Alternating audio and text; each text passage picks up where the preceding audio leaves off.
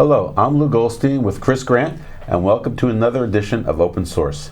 Today we're fortunate to be doing the second part of our interview with the Trenton Area Soup Kitchen, and we have on Joyce Campbell, who's the Executive Director of Task, and also Michele Wexler, who's the Director of Development and Marketing. So welcome to the show. I know you both are very busy, but we appreciate you both coming in today and talking about the future of Task, which is going to be the second episode. Last week we talked a lot about the history of Task and where it is and where it is now, and hopefully we can talk a little bit about the future. But first, thank you very much for coming on the show. Chris and I really appreciate it. Well, thank you for having us. We're delighted to be here. Thank you. So before we get into some of the questions we want to discuss, we're going to give you a little background about Joyce first. Joyce has been the Executive Director of Task since June of 2016. She also, prior to that, worked more than 20 years at Catholic Charities in Trenton, and she is a professional social worker, and she earned her master's in social work from Rutgers University in New Brunswick, and more importantly, she's been a passionate advocate for policies and programs that break the cycle of poverty, and has provided numerous workshops on poverty and how to advocate for solutions to poverty, especially for those who are food insecure. She's been cited numerous times and recognized by legislatures both in the state and at the state and federal level, and has been given many resolutions for her tireless advocacy of anti-poverty efforts. Michele is basically the Director of Development and Housing. She joined Task about in 2001, almost 20 years ago. No, she joined Task last year, I'm sorry. Mm-hmm. And she holds a BS in journalism, just like myself, from the University of Illinois, different school, Urbana-Champaign, and a JD from Temple University Beasley School of Law. After practicing law for several years, she moved into the nonprofit sector, where she has worked with a variety of organizations specializing in strategic planning, fundraising, communications, marketing, and board and staff development. Michele has also worked as an adjunct lecturer at the Wharton School of the University of Pennsylvania for several years, where she has been teaching writing, public speaking, and persuasion. So hopefully you'll persuade the audience to get involved with Task today. But first of all, we thank you, and I'm going to turn it over to Chris to talk a little bit about the future of Task. Thank you. Yes, well, I second thanking you for coming and being with us today. And this is an exciting year. It's your 40th year in operation. So most people who've lived in central New Jersey for any length of time know the name Task, and I think they associate it with food insecurity and delivering food directly to individuals, which is a very, very important thing to make sure people actually get the service directly to them. But tell us in your own words, what is Task? What kind of services are you offering today, and what do you see in terms of the most important services, and where might you be evolving as you look for towards the next 40 years? I'm happy to answer that. You have a couple of hours. Yeah. Task really is all about community, and it's about ensuring that people in our community, the Trenton area, have food to eat.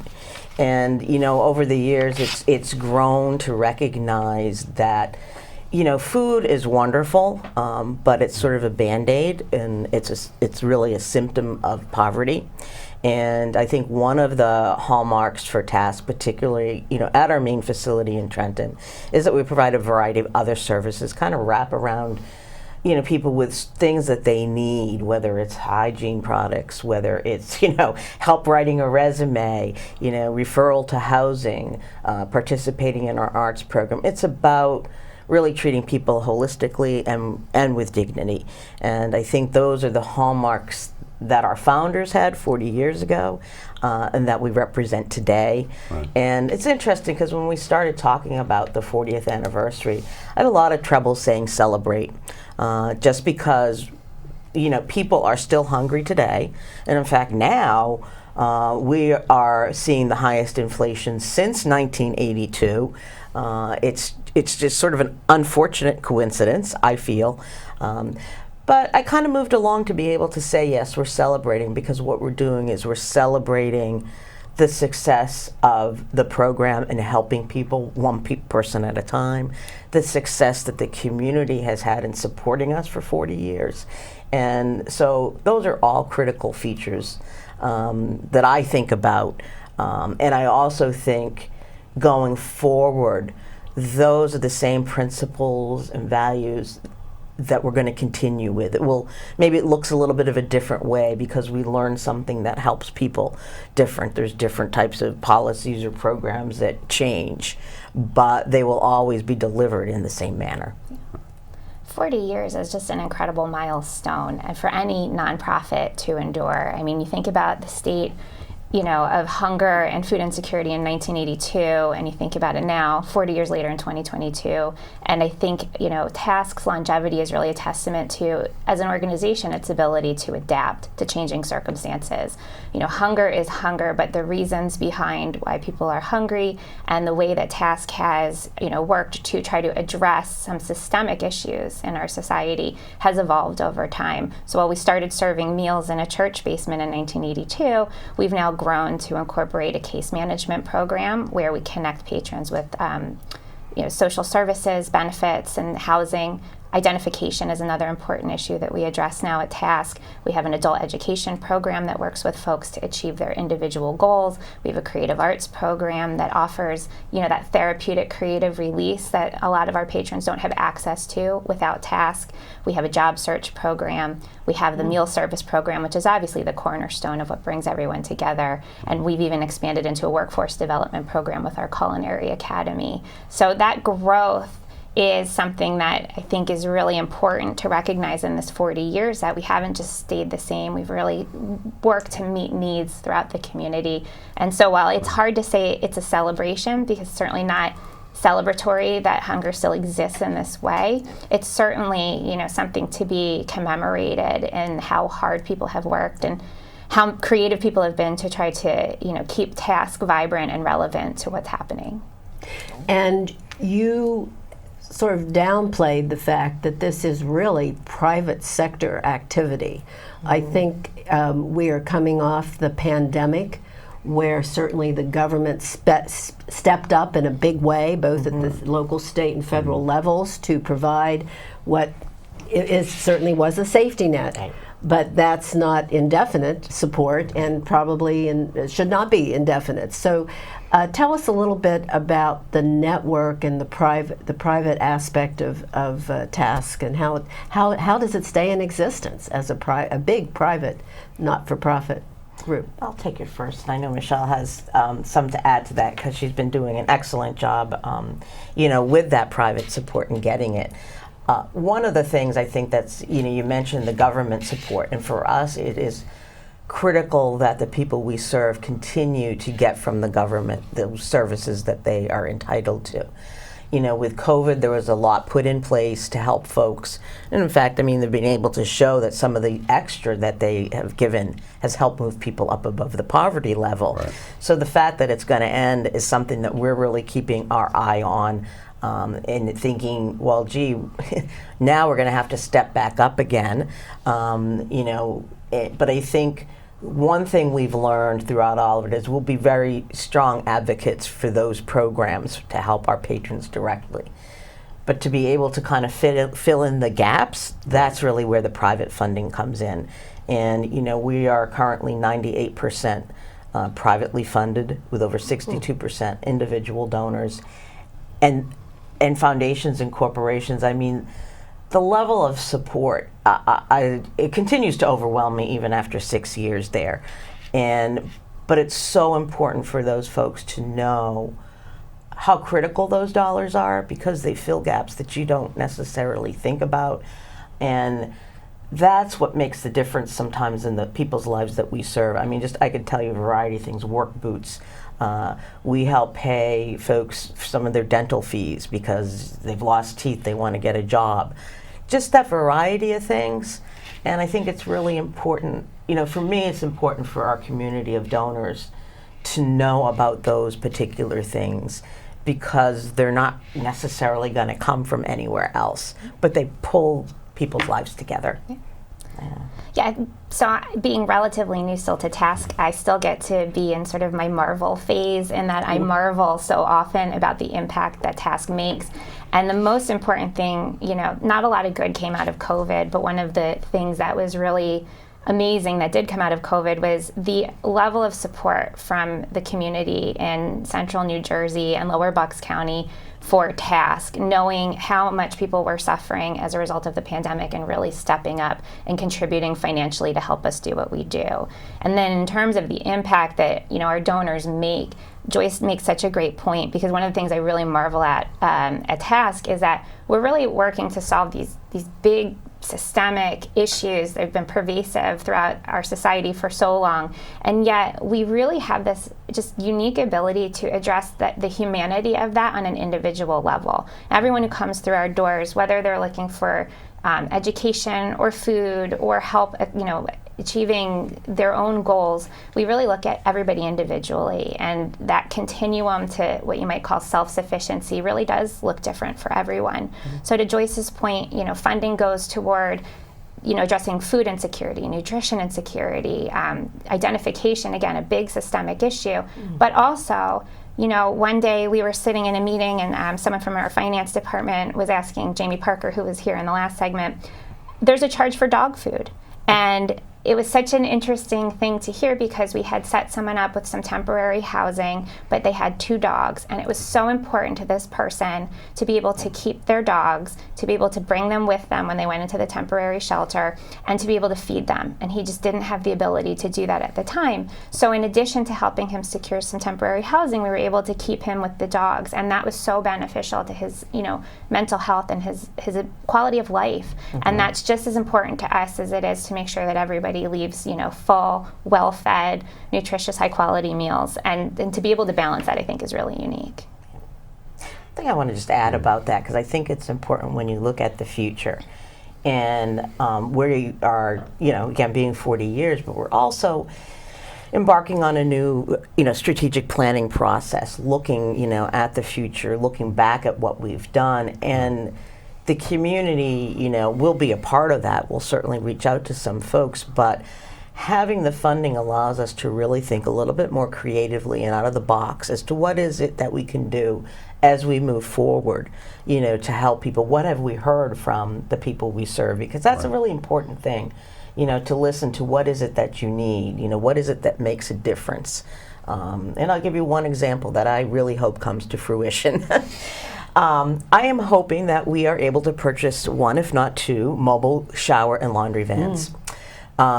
People who are living unsheltered or who are homeless, or even sometimes we have people who live in substandard housing, that may not have the ability to shower or wash clothes, or else they have a place to shower, but then they put on dirty clothes. That doesn't feel good. Right. So those are the types of things that we can do, that we can look forward to do, to add to our services. Very important. Yeah. How much does something like that cost? Should somebody be sitting on the couch and saying, gee, I like that idea? I'm very new at researching it, but I have been connected. There's actually an organization in California that helps mentor nonprofits to get it. And I understand, depending on how many showers and units you get in the mobile unit, it's probably between $60,000 and $80,000 for the unit. I would think so. And then I have not even gone into thinking about the costs of staffing and operating it. Sure. But I think one of the things is and I think, Michele talking about the dog food is, there's so many things that you take for granted when you have everything you need, and that knowing what's important to people to make them feel more whole in their lives is important. And this is something that we've come upon. We did have a local church that used to come out with a shower van. Unfortunately, it got burned in a fire, and I don't. So we know there's a need, and we know there's an interest. And I would say that we're operating from our studios in Princeton, New Jersey, and here in Princeton, regardless of the sort of image that you have of Princeton. The one remaining laundrette is really constantly busy. Yeah. And all sorts of people, families are living in housing which does not have access to a washer, dryer, anything. And so even that is very, very important for people to consider everywhere. Definitely. Yes, very important. Now, you had mentioned earlier, Michele, I think you mentioned something about the Culinary Academy. That there's a Culinary Academy that recently got started, and what are the goals of the Culinary Academy, and can you tell us a little bit about that?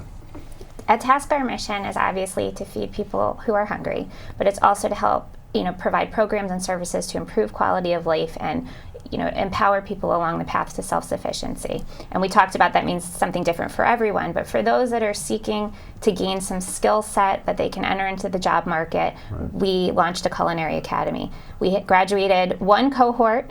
We got into the second cohort and COVID happened, but we managed to kind of put things together so that they were able to graduate as well. The goal of the program is that those who come to it will ultimately get their Serve Safe certification, which makes them marketable in the restaurant and hospitality industry. What is Serve Safe? So we don't just assume. I think I know. But it's just a threshold of being able to adhere to the proper hygiene and culinary requirements. Yes. Exactly. Storage, etc. Yes, I do not teach in the current the Culinary Academy. Can you tell? I should take the training though, probably my family might say. But one of the things that we have done, number one, is we've created now a dedicated space for the classroom so that it replicates what a real restaurant kitchen might look like. In addition, the students who come to us receive a stipend so that it makes it really accessible for folks who want to get this kind of training, that they're not losing out on their other work or their other sources of income, that they can receive income while they're at Task.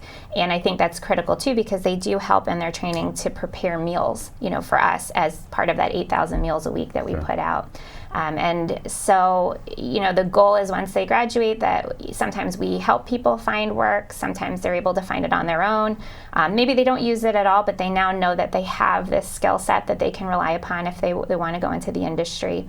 But we work in partnership with a national nonprofit called Catalyst Kitchens, and they work very closely with I'm going to butcher the name, Jacques Pepin Foundation. He's a well-known, Michelin-starred chef. So they give us the curriculum, and then we help to deploy that and work on the skill set. And one of the things that's really unique to us is that our head chef comes from the hospitality industry. He's worked at incredible hotels like the Ritz-Carlton. He's worked in catering facilities. He was actually on Hell's Kitchen at one point. So if that speaks to his resume at all. And he's helping along with Paul Jensen, who couldn't be here today, who's our Associate Executive Director of Operations, who also has a long background in the restaurant industry. They work together with the students to make sure that they have all of the knife skills, the prep skills, the hygiene skills necessary to enter the workforce. Well, it'll be interesting as your first graduates go out into the workforce, which right now is a very tight workforce from the employer's point of view, so to see how they do. And I would imagine some may need that continued support and comfort level that they can do it. Is Task going to be there for them as they proceed to try to make it in the workaday world? Absolutely. I think one of the things that we've seen just in general with our patrons when they get placed in jobs is that's really a very vulnerable time. To be successful is vulnerable. Be vulnerable. And so I think providing support is important. Actually, one of our graduates works for us now. Charlie went through the culinary training program. And he's a young man from Trenton, just has an incredible work ethic. And, basically offered him an opportunity to go to ride or to get more of a career path in the culinary program. However, he is back with us because he loves Task, but he also loves circus. He's someone who's a junior coach with the Trenton Circus Squad. So he works for us full time, and he's continuing in Philadelphia with some of his circus trainings and helping at Trenton Circus Squad with the kids. So it's just a really wonderful story. Success story. It's a success story. Personal and success. Yeah, personal success. And I just think it's also good for people to know there's really a lot of good kids in Trenton. really think that's an important thing, because there's, people have ideas about who lives there. Well said. Yeah. Now you have various locations throughout the county. Could you give us some of those locations? Sure. If people are close and they would like to access them, they know where they are. Sure. We're now up to 36 sites where we deliver meals. Okay. We are in partnership with the City of Trenton to deliver meals to 11 low-income senior housing projects. Okay. We have 4 other sites in different spots in Trenton itself. We come here to Princeton. We have we 3 do. places I've here. been there. I've worked Hightstown, the kitchen, Yardville, and we have partnered with the Muslim Center of Greater Princeton. They purchased a hunger van. We provide the food, and they deliver to 8 different sites. Several housing developments in Trenton where families live, but they also go over the river to Morrisville, Pennsylvania, to the Presbyterian Church there, because we know people have walked to us. Okay. And our last site we added was Turning Point Methodist Church in Trenton, which was actually the first United Methodist Church 40 years ago, where we served our first meal. So, you know, we are out there. We are continually thinking about how to reach people. And we also really, you know, I think partnership and collaboration is really, really critical. I think that's another key for success for Task, you know, is we're not going to do it all. You know, there's incredible partners out there, incredible other nonprofits that we've worked with. We work with the Rescue Mission very closely. Most recently, during COVID, we have partnered 5 times with Rise in Hightstown to do a drive-through food distribution. And part of the reason we did that is, number one, we are not a food pantry. We are primarily prepared meals. But we knew that our donors would expect that we would feed what you might say are the newly hungry due to COVID. Right. So we took it to another place. Rise had already had the logistics down. We had some funding. Well, both had volunteers. And our last distribution on April 9th, over 1,900 households were served. Nice. Very nice. So I understand that while a check is always welcome to Task, and you have several thousand individuals that do help you consistently, but if someone wants to volunteer, tell us how they would get in touch. What might they expect in the way of being able to help? We have literally dozens of volunteer opportunities every single day at Task. So right now we operate 5 days a week. We have a lunch and dinner service Monday through Thursday and a lunch service on Fridays. So one of the easiest ways to volunteer at Task is to volunteer with the meal service program. You'll help prepare the meals, serve the meals, and literally serve the meals. So I was in the dining room on Monday volunteering and actually, you know, taking plates to patrons, being able to engage and ask, how are you doing? How's the food? That was really fun. Serving at the salad bar, helping to clean up, all those sorts of things. So you can go to our website at trentonsoupkitchen.org, and there's a button right at the top for volunteering that will take you to our meal schedules, and you can sign up right there. And we welcome individuals, groups of all sizes, corporate groups. You know, we have a number of religious groups that come in, church groups, you know, so it's awesome to see big groups of folks come. In addition, we have an adult education program, and we have tutors. You don't need to have teacher training. I think Jamie says you just need to have patience and, you know, a commitment to education. We work, you know, with patrons individually to determine what their goals are, and then our tutors are able to help with that. And there's so much to be done there in terms of, you know, something COVID really showed us was there's a digital divide. And a lot of folks don't have access to computers regularly, have never had to work a computer regularly, but now everything's gone online. And so tutors have helped with that, as well as just, you know, helped everybody kind of get back into the swing of things in terms of what were your goals before COVID. Let's start working towards those again. So we do everything from, you know, English as a second language to helping people train for their high school equivalency exams. Are you seeing an influx of new residents?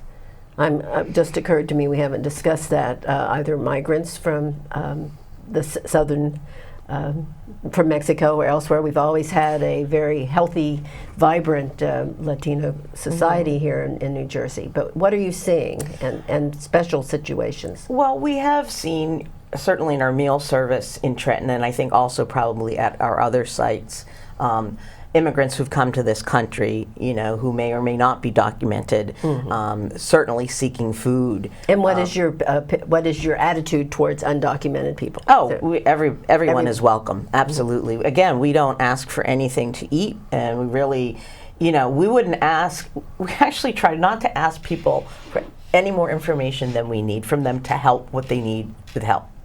Certainly, there's services that we can't provide for folks who are not documented. But for example, in Mercer County, both LALDEF, which is the Latin American Legal Defense Education Fund, and RISE provide a county ID, which is something that those folks who don't have any other documentation can get. And it can be used in a few places here and there, but it gives them something to say who they are. And that's a really, really critical piece. Recently, we have been working with a few Afghan refugees. So we are open to whoever needs help, really. It just doesn't matter. You So need someone help. such as myself, if I happen to run into a situation and I see a family new to the area that's really in need, or an individual, they could also be, just give them your information and they can Absolutely. help them get in touch. Yeah, our case managers are exceptional in terms of, call a case manager. I really think it's like a life coach. I mean, really help people navigate this tremendous social service system, and really stick with them until they get what they need. We, over the last 2 shows, we've talked a lot about TASK, its formation and the 40 years. We talked a lot about the past history, the present, what's going on right now. Where do you see, let's talk a little bit about the vision. Where do you see TASK in the next 5-10 years from now? What do you see, how do you think it expanding, and what do you think are the important factors for TASK to last another 40 years, apart from everybody being food secure, Right. which is the goal? I mean, our first big thing is we will be opening on Saturdays on September 24th, which is actually our big 40th anniversary public event, where we'll basically just be celebrating the community. We'll have food for whoever wants to come. Probably have some folks from the circus squad doing some different things. Really kind of more an upbeat day to honor that. So that's a big thing. We shortly before COVID, we added 3,300 square feet to our facility on Escher Street. And the dream, certainly my dream, and I think our board's dream, is that we would be open more than Monday through Friday, 9 to 5. This is a community facility that can be used. So adding a meal service on Saturday, thinking about having other groups come in on the weekend. Maybe do we have an AA or an NA program in there? Do we offer space for someone from a counseling organization to come in? We're not going to. Can we partner with other resources to use that building to bring resources closer to the people there? One thing we do know is that when folks who need help trust you, they will trust the services that you bring to them. And so we do a lot of outreach. And I think we're going to look to see where else in the county might there be a need for the model that we've had at Escher Street to add to the food service. That's great. Well, thank you both. Chris and I appreciate the time that you took today to come in and talk with us. So, Joyce Campbell, Michele Wexler, thank you very much for coming on the show and talking about TASK and its future and its present too. And we look forward for everybody at home to either volunteering at TASK or basically donating to TASK, and just go on their website and you can do one or both of them, because as you sit down for your meal at the dinner table, you're out in the restaurant, just think of all the people who are food insecure, and the least you can do is volunteer, write a check, or help your fellow person out there. So until our next show, for Chris Grant, I'm Lou Goldstein. Thank you for watching. Have a good night.